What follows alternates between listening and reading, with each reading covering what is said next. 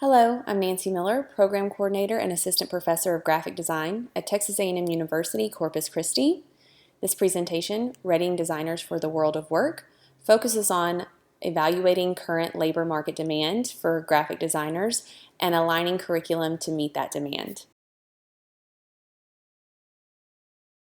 In the first set, over 28,000 jobs were returned in the graphic design program of study, and of the 28,000 returned, 23,000 plus required a bachelor's degree. In the second set, 64,000 plus of the 116,000 returned required a bachelor's degree. In both of the sets, we're looking at over 80% requiring a bachelor's degree. Looking at these sets, we're going to look at the advertised salary by education.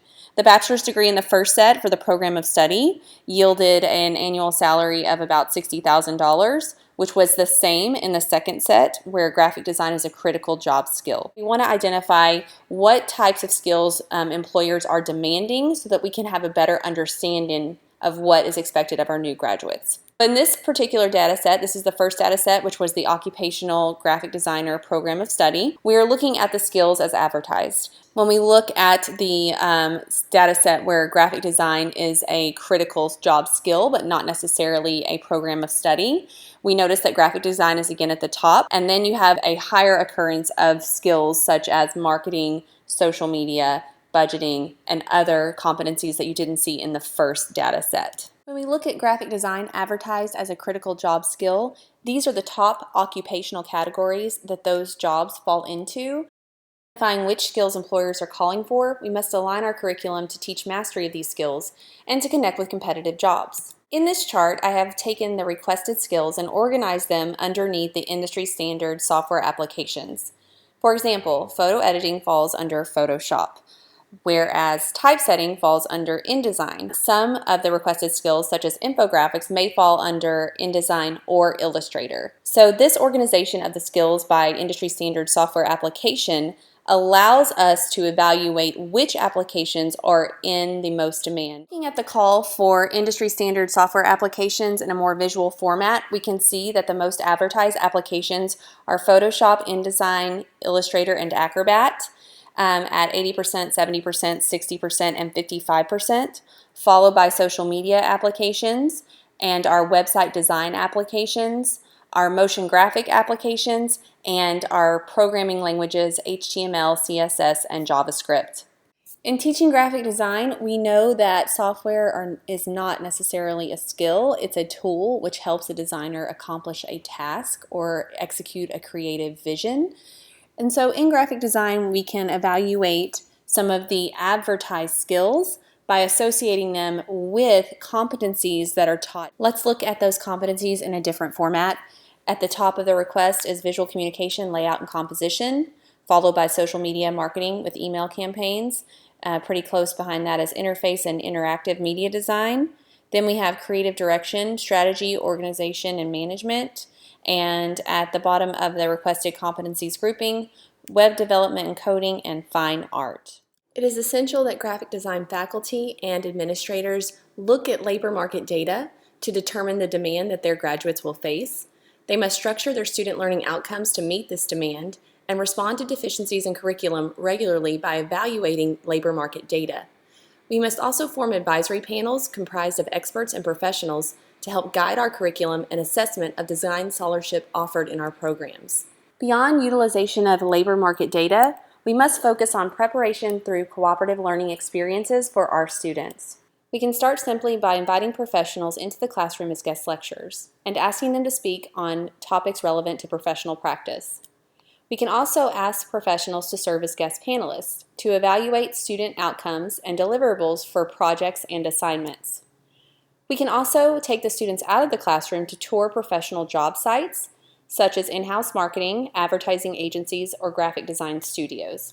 Service learning projects are crucial to graphic design curriculum. Whenever we teach students how to respond in a client-driven environment, we are teaching them agility that is necessary for professional practice. We must also integrate service learning nonprofit organization projects to allow the student a sense of civic engagement in their learning. And we must also institute internships as a required part of the curriculum. Internships teach students how to respond to real-world scenarios and how to apply creative strategy. Internships are also valuable because they help students fill the advertised experience requirements that are a part of many job listings. Putting students into internships helps them to acquire experience, which may help them experience a salary increase. To ready designers for the world of work, we must teach them to be self-promoters. We must teach the students to first make good work, work that aligns with careers and shows evidence of job skills as advertised. We must teach them to showcase their work with modern portfolio presentations that are appropriate, yet exceptional and stand out in a pool of candidates. We must teach them to support and sell their work with concise and reflective contextual statements which align with labor market demand.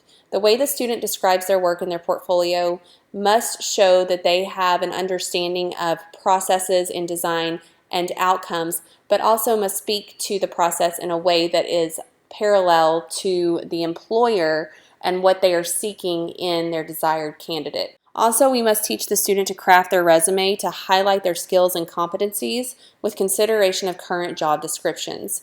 When a student or a new graduate applies to a large company, oftentimes there are screening processes which involve bots and other sort of technologies that crawl resumes and essentially look for buzzwords. And oftentimes the way that a student will describe their skills can determine if they make it through that screening process. We must teach students to be found online. We can suggest social media and professional hiring platforms and outlets for them. Also, we must teach students to practice professionalism. We must integrate mock interviews into our curriculum. We must give them exposure to industry professionals so that they have a level of comfort in conversation with these professionals that will serve them in hiring scenarios. We must communicate our efforts in career innovation, professional practice, and career preparation to give students peace of mind on their educational investment. Add value to our design scholarship with transparency of intentional links to employment opportunities and results to better inform prospective and current students. There are things that we can put on our websites and other social outlets. We can ready designers for the world of work by maximizing the value and relevance of our graphic design programs. These things will add value to design scholarship. Thank you for your time. I'm Nancy Miller with Texas A&M University, Corpus Christi.